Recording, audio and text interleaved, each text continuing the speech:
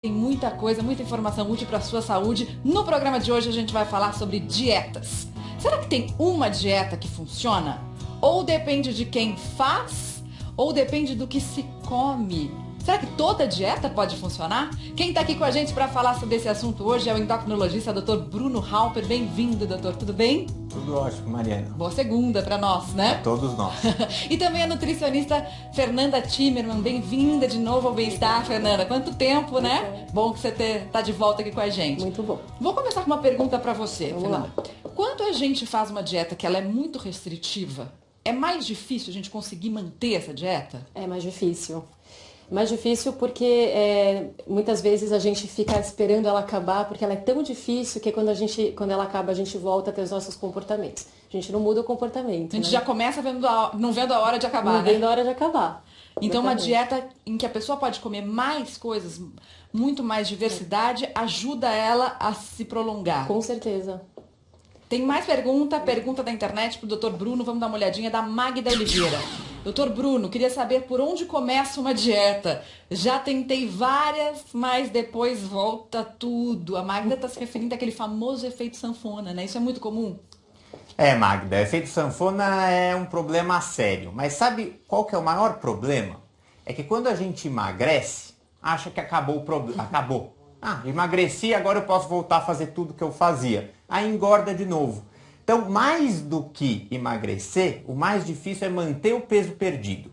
E aí você tem que ter a dieta da reeducação alimentar, né? Fazer atividade física, saber como se alimentar. Então, se você começa uma dieta, termina e fala, bom, agora resolvi meu problema e volta a fazer tudo, vai engordar de novo. Esse que é o famoso efeito sanfona. Então, é por onde você continua a sua dieta, e não por onde você começa. Começa a dieta. Isso é muito interessante. Vamos sentar aqui pra gente fazer uma demonstração, doutor Bruno, porque o doutor Bruno falou uma coisa muito legal, né? As pessoas chegam à meta de perda de peso e acham que o problema terminou. Mas, na verdade, o problema tá só começando ali, né? É muito mais difícil manter o peso do que perder, muitas vezes. E vamos entender aqui, então, por que o efeito sanfona acontece com tanta gente. Essa pessoa, são aqui as células de gordura que a gente está vendo no nosso organismo, ela está um pouco gordinha, está com algumas células de gordura inchadas. Exatamente. E aí, a gente vai começar uma dieta aqui. Uma dieta que ela vai perder e vai desinchar um pouquinho. Então o que acontece é que essas células de gordura, elas não morrem, elas só desincham, mas elas continuam ali.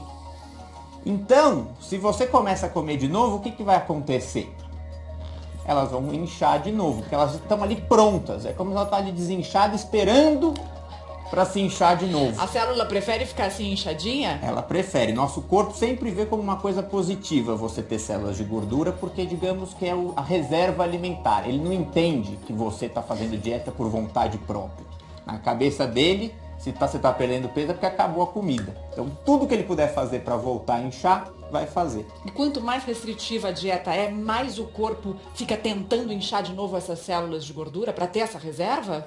Na verdade, vamos dizer assim, quando você perde peso, o seu corpo vai fazer de tudo para voltar. É que nem como, sei lá, você está ganhando menos do que você gasta. O que você vai fazer? Você vai economizar. O corpo vai fazer isso. A mesma coisa. Se você gasta muito, se você, por exemplo, entra muito pouco, faz uma dieta muito restritiva, o corpo vai entender, opa, preciso economizar muito. Né? Mas aí vai ser proporcional de fato ao que você economizou ou o quanto você gastou de energia. Teu corpo tá assim, tá querendo voltar, tá querendo entrar no efeito sanfona? A gente quer conversar com você, a gente tem perguntas para você na nossa tela interativa e a primeira tá aqui, ó. Quantas vezes você já começou uma dieta? 1, de 2 a 5, de 6 a 10, 11 ou mais, ou nunca? Eu com certeza tô no 11 ou mais ali. Com certeza, nossa, inúmeras. Perdi a conta. Vamos ver a próxima pergunta aqui, ó. Se você fez alguma dieta, você não emagreceu, emagreceu e manteve o peso, emagreceu, mas engordou de novo. Entra lá, g1.com.br/bem-estar e responde pra gente, porque a gente vai conhecer agora o Marcelo. O Marcelo já fez todo tipo de dieta, chegou a fazer até uma cirurgia bariátrica, só que depois decidiu radicalizar. Começou a comer comida de pozinho. Comida de astronauta? Não é bem assim não. Quem mostra pra gente é a Ana Brito. 2.000 calorias. Essa é a necessidade média diária de um adulto. E é muito fácil chegar a esse número. Quer ver só? Tem o café da manhã, depois um lanche, almoço café da tarde, jantar, uma refeição leve antes de dormir.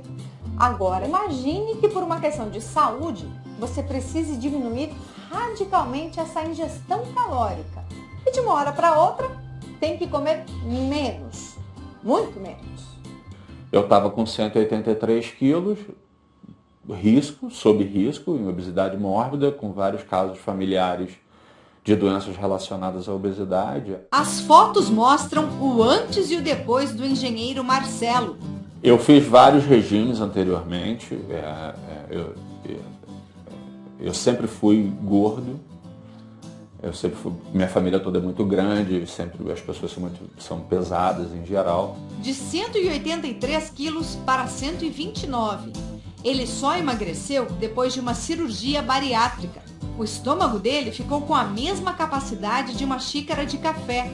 O problema é que o recheio da xícara não mudou. E logo ele foi aumentando as quantidades e voltou a engordar. Eu comia, almoçava, jantava e imediatamente, e logo depois já estava com fome de novo. Como ele continuava ganhando peso, o médico sugeriu que ele fizesse uma nova bariátrica, com uma técnica mais moderna. Eu não gostei da ideia. Marcelo optou por fazer uma dieta, mas a rotina dele não ajuda muito. Ele passa 4 semanas no Brasil e 6 no Iraque, onde trabalha com extração de petróleo. O escritório é adaptado em um container, não tem onde cozinhar. Marcelo se viu em uma situação extrema e decidiu experimentar uma alimentação nada convencional. As refeições dele são totalmente industrializadas e lembram muito aquelas comidas sintéticas famosas nos filmes de ficção científica. Você sente fome, obviamente sente fome, porque comendo 70 calorias por refeição não há como. Mas não é uma coisa muito desesperadora, não. De forma alguma. Tudo que ele come vem dentro de caixinhas, em envelopes que contêm apenas a proteína dos alimentos, sem gorduras ou carboidratos. Esse é o lanche da tarde, um chocolate quente. E não é fácil viver de comida em pó. Não adianta, você não consegue emagrecer se você não se predispor. Né? Eu adoro tudo. Eu adoro comer pouquíssimas coisas que eu não gosto de comer.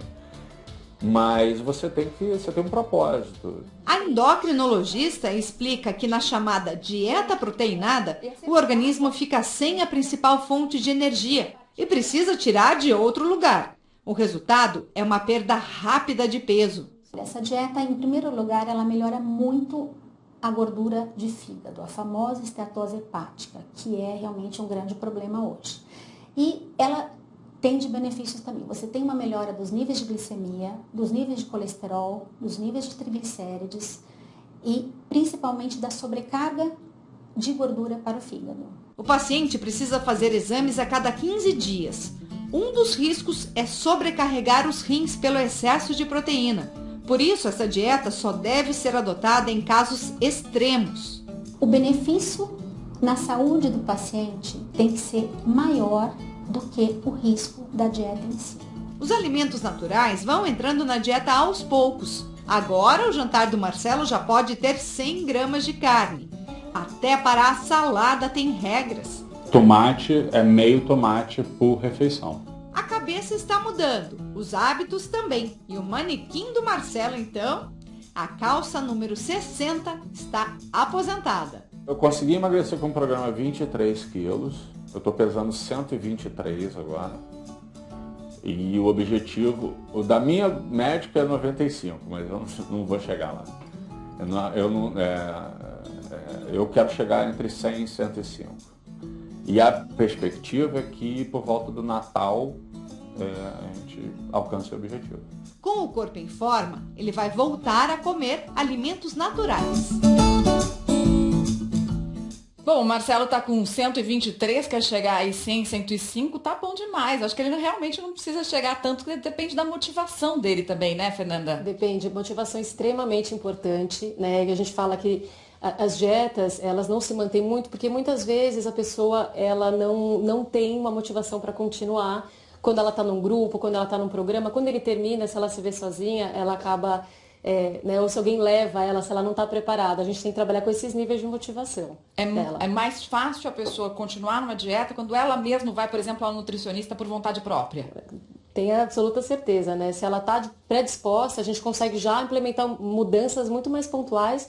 Se ela não está, a gente tem que fazer, achar algum pontinho onde a gente consiga aí começar. Agora, Bruno, a gente vai falar aqui de vários tipos de dieta. Vamos falar aqui da dieta, primeiro, da proteína. É diferente dessa dieta proteinada que o Marcelo falou que faz, né? Essa dieta do Marcelo não é só proteinada, ela tem muito poucas calorias, ela é muito pouco calórica, então por isso que leva a uma perda de peso tão rápida. Não é uma dieta para todo mundo, tem que estar motivado, você tem que entender que muitas vezes é por uma questão de saúde, a pessoa está diabética, a pessoa não conseguiu de outras maneiras e vai conseguir perder peso, mas o que é muito importante não é só a fase de perda de peso. Você viu que o que ele colocou é que agora ele já pode começar a comer um pouco de carne, vai aumentando aos poucos. Ou seja, não é só aquele momento, é para uma vida inteira, digamos assim, quando você precisa de uma perda de peso mais rápida. A dieta da proteína, não necessariamente você vai ter uma restrição calórica. Vamos mostrar então a dieta da proteína aqui. O que pode, o que não pode. Atenção. Frango pode? Pode, é proteína. Frango pode. Gelatina pode? Gelatina pode. Gelatina Diet, muitas vezes, né? Se não tiver se for açúcar. diet, Se não posso tiver deixar ela açúcar, aberta então a dieta pode. da proteína aqui. Pode salada, tomate, brócolis, cenoura? A cenoura depende da fase, depende de quão proteica for, senão não pode. Não pode. Fechei. Abri esse daqui. Pode isso, Fernanda? Sardinha, arroz, Dentro tomate. do contexto da dieta da proteína não poderia por causa do arroz. Não poderia por causa do arroz esse prato.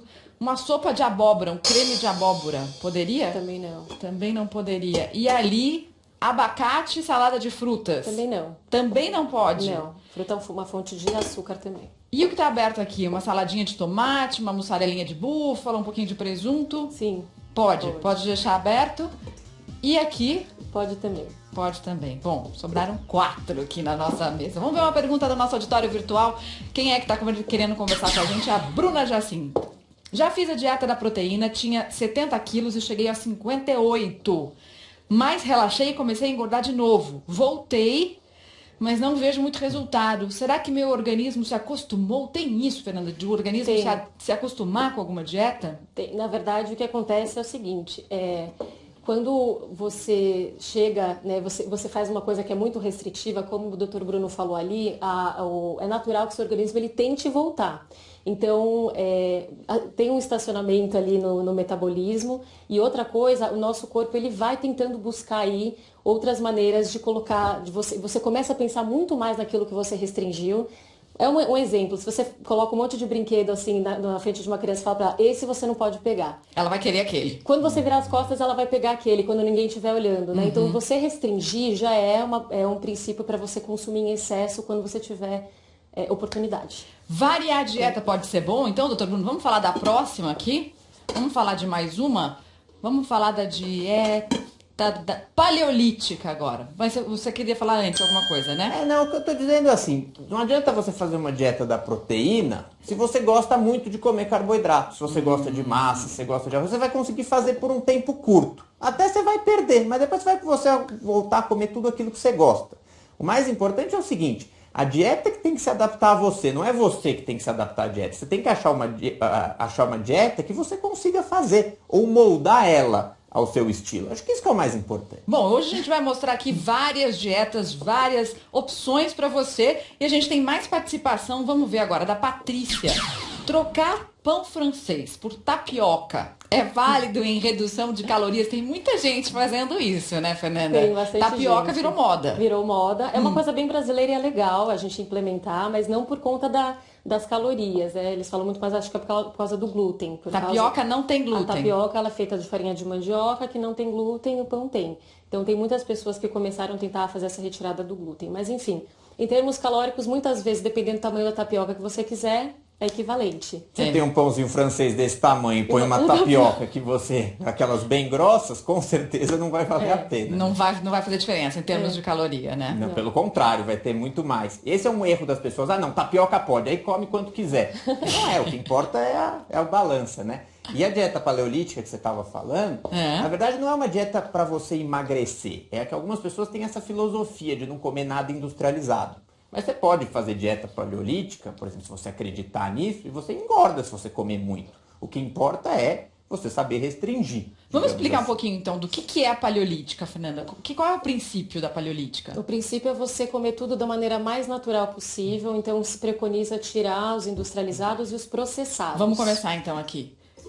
Salsicha? Não, salsicha não, porque ele seria um processado, né? Ultraprocessado. Frango? Na dieta paleolítica em si, se fosse um frango mais criado solto, porque eles também têm essa base. Mas frango poderia. Quer dizer, um frango que a gente comprou congelado, etc., confinado. Na ideia, depende da criação do frango. Depende do frango, do gado. Eles têm que se atentar a isso também. Alimentos crus? Sim. Salada então, sim. Isso sim, pode. Então esse ficou. Aquele ali, que tem o presunto já. Também não seria. E o queijinho? Não seria, não. Já tampamos. O queijo. A única coisa de laticínios é a manteiga que se permite, acho que na paleolítica, se não me engano. Tá. Creme de abóbora? Pode na paleolítica? Sim, eles têm que tomar um certo cuidado com... eles baseiam só 40% em carboidratos também. Então, quem faz a dieta paleolítica só pode comer 40% de tudo que come no dia de carboidrato? Sim, então, normalmente sim. Tem que medir bem isso aqui, então. Seria. Essa quantidade de arroz daria? Ou ultrapassaria? Sim, provavelmente tem um pouco mais de 4 colheres de sopa, mas não poderia dar paleolítica, acho que por causa da sardinha aqui também nesse caso, acho que ela é enlatada.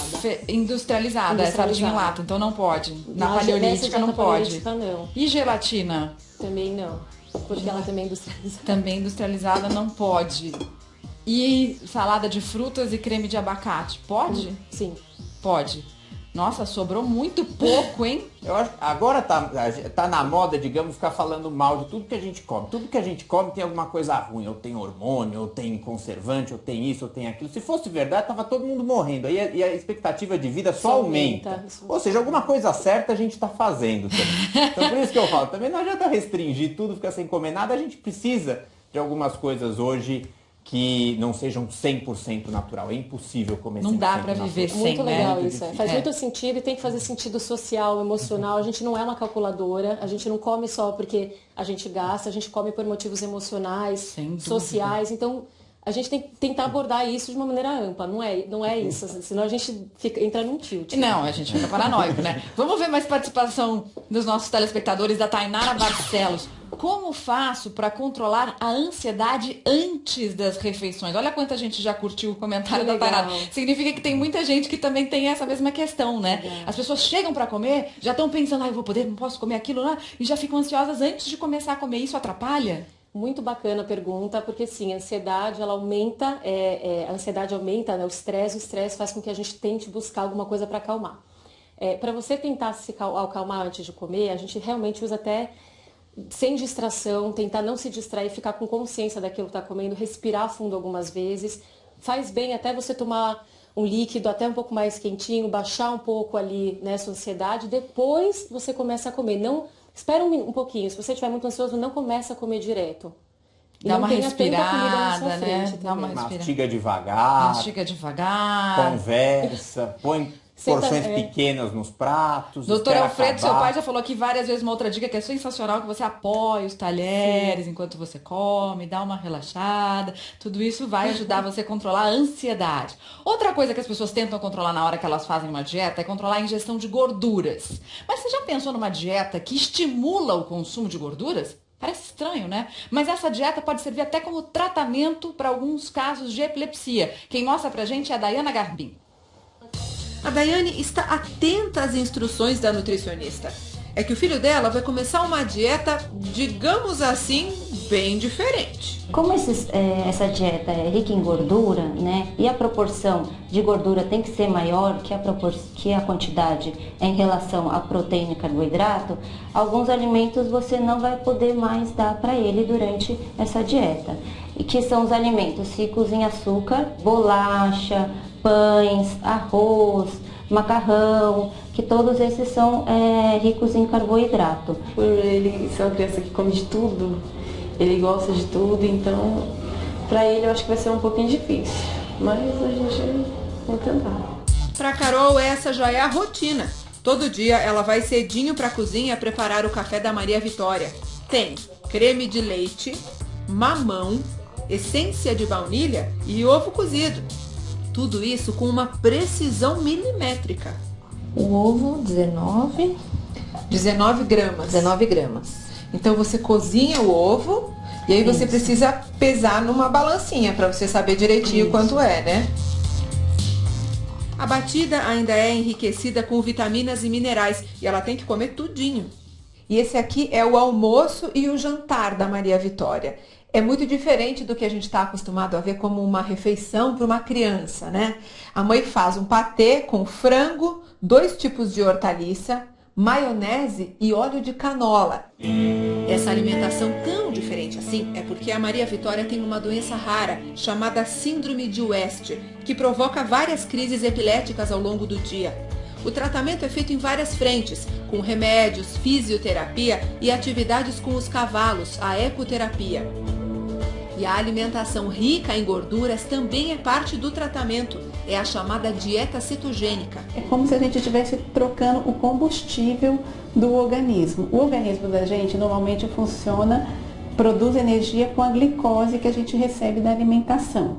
Então a gente vai estar trocando por gordura. Essa troca na fonte de energia faz o corpo produzir uma substância chamada cetona, que protege os neurônios e reduz os espasmos típicos da epilepsia.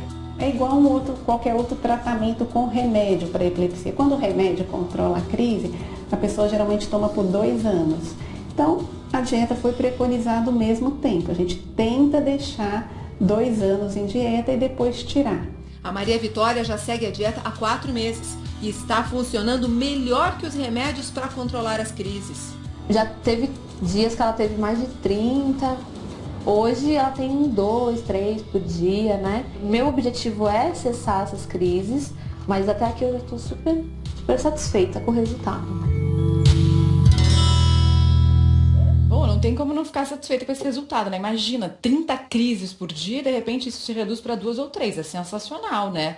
Agora, para quem não sofre, por exemplo, de epilepsia, não faz sentido fazer uma dieta como essa. Ou faz? Na verdade, a dieta cetogênica em si pode servir para outras coisas que não para epilepsia. Por exemplo, alguns diabéticos podem se beneficiar muito bem, você acaba levando a uma perda de peso rápida, mas seu objetivo não é emagrecer, por isso que ela come muita gordura. Não é que a gordura leva a cetogênese, o que leva essa cetose que a gente vai mostrar aqui é a ausência do carboidrato.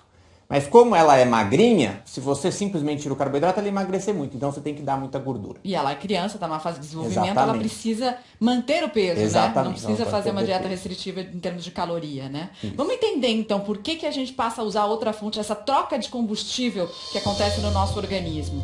A gente tem ali a proteína, o carboidrato, a gente vai deixar de comer o carboidrato e vai comer só a proteína, né? Como ela falou, a nossa maior fonte, nosso maior combustível é a glicose. Se de repente não tem glicose, que vem do carboidrato, você vai ter que procurar outra fonte de combustível. É um carro flex, vamos dizer assim.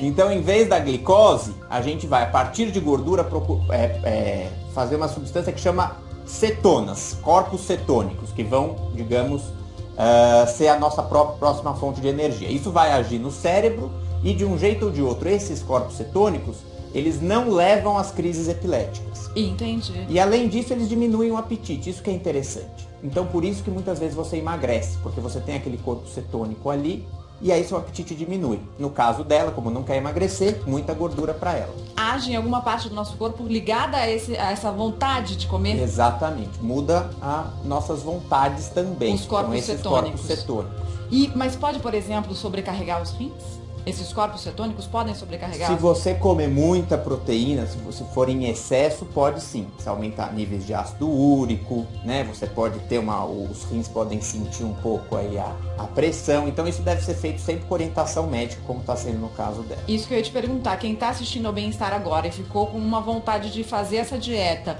para ter, por exemplo, menos vontade de comer, tem algum risco? Tem que tomar cuidado. Então, como eu falo, se você comer muita proteína e não comer nada de carboidrato, você pode ter sobrecarga no rim, você pode ter aumento de ácido úrico. Então, o ideal é fazer isso sob orientação médica ou nutricional de alguém que entenda do assunto. Vamos ver aqui a sobrecarga que pode acontecer nos nossos rins, então, por causa disso. Então, não faça isso sem orientação, né? Exatamente. Você pode ter um aumento da sobrecarga do rim e com mais ácido úrico também no organismo. Sempre sob orientação. Então, acho que isso é muito importante, né? E é legal mostrar que a alimentação pode ser tratamento para doenças que a gente nem imaginava, como epilepsia. Né? Quer dizer, como a alimentação influencia na nossa vida em tantas coisas. Tanta coisa, né? Muitas. Tanta coisa que tem muita gente querendo falar conosco. Vamos ver aqui mais pergunta do Gilian Moreira Sampaio. Quais os malefícios de tirar os carboidratos da dieta, Fernanda? Ela pode ficar uma dieta, uma alimentação muito desbalanceada, né? Se você também tira fruta é carboidrato, então muitas vezes as pessoas tiram fruta, tiram todas as fontes e elas sentem muita dor de cabeça, muita irritabilidade, falta de atenção. No começo perdem até mais água, né, e a reserva de carboidrato, mas depois o que acontece? Se a pessoa não muda a cabeça ou o comportamento, ela volta a querer e ela pensa mais ainda no carboidrato. Então tem que tomar cuidado. Tem perigo, sim, nutricional de você tirar sem supervisão. É a tal da dieta low carb, né? Que, como a Fernanda falou, você pode ter a vontade não passa, você vai ficar pensando mais ainda no carboidrato. Vem pra cá, Fernanda, pra gente falar dessa história da vontade. Tem uma amiga minha que fala assim, que ela tenta fazer dieta e aí ela começa, eu tô com uma vontade de comer um chocolate, aí ela vai, ela passa e come uma bolachinha, depois ela vai e ela pega uma fruta seca, depois ela vai, aí ela não passa vontade, ela vai lá e come, além disso, o chocolate. Acho que principalmente quando ela vai de TPM, pergunta pra ela. Também, né? Vamos ver o que acontece, por exemplo, com tanta gente que passa por essa vontade e que daí vai tentando driblar a vontade. A vontade de comer um chocolate tá ali. Aí você vai e ataca uma bananinha com açúcar que parece inocente, mas a gente tá aqui com nossas calorias representadas por dinheiro. Então a gente tem um monte de dinheiro ali perto da Fernanda, mostrando quantas calorias a gente tem para gastar por dia. Normalmente se fala na história de 2.000 calorias, então a gente tem um tantão de dinheiro. Aí a gente comeu a bananinha, a gente gastou aqui, ó, 117 calorias. Parece que não é nada essa bananinha, né? Mas a vontade de comer o chocolate não passou. Aí a gente vem e ataca uma barrinha de cereal para tentar driblar ainda mais essa vontade. Aí vamos ver quanto que a gente gasta aqui das nossas calorias. 70, 80, 86. Depende da marca, né? Depende do sabor, 86 calorias. E a vontade continua lá. E aí a gente vai lá e finalmente come o chocolate. Se a gente tivesse comido só esse bombonzinho logo de cara, quanto que a gente teria gasto? 70. 70 calorias. Quer dizer, menos do que a barrinha e menos do que a bananinha. E aí você satisfaria muito mais a sua vontade, né? Porque a gente não come só por fome, a gente come por vontade também. Se a gente não obedece muitas vezes... Tem só um truquezinho, Mari. A gente tem várias vontadezinhas, né? Então, se a gente sucumbir a todas elas, a gente também pode ultrapassar o nosso limite. Se a gente está com uma vontade, mas uma vontade que não passa e vai fazer esse comportamento, vou procurar o sabor do chocolate na barrinha, na bananinha e não acha, você, né, podia muito mais óbvio você comer o teu chocolatinho e passar e se satisfazer. Mas tem gente que fala que não ia ficar satisfeito só com isso de chocolate, que ia querer um tantão, né? Com certeza. Pode falar. Tem uma dica interessante para quem gosta de chocolate amargo. Que o chocolate amargo dá mais saciedade do que o chocolate ao leite. Então você consegue comer porções menores e ficar satisfeito. Porque tem gente que quando come um chocolate, come uma barrinha e já come ela inteira. Sim. Com o amargo é mais difícil isso acontecer. Você come um pouquinho e fala, tá bom. Pena que tem tanta gente que não gosta. Eu acho tão bom. É bom, né? Eu também gosto. Tenta o chocolate amargo para ver se passa essa vontade.